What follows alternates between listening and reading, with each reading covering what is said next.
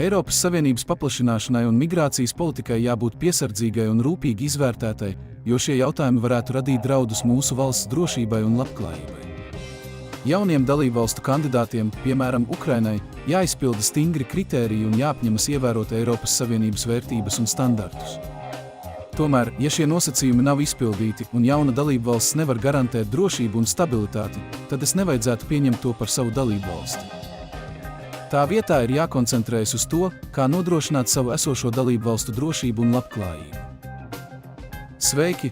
Mani sauc Mārtiņš Ate un esmu deputāta kandidāts no Tauta Zeme valsts saraksta numur 13 Eiropas parlamenta vēlēšanās. Mūsu balsis ir svarīgas. Tikai kopā mēs varam panākt, ka Latvija zied Eiropā, saglabājot savu unikālo identitāti un brīvību. Balso par Tauta Zeme valsts sarakstu numur 13. Uzziniet vairāk par mani martinsate.com.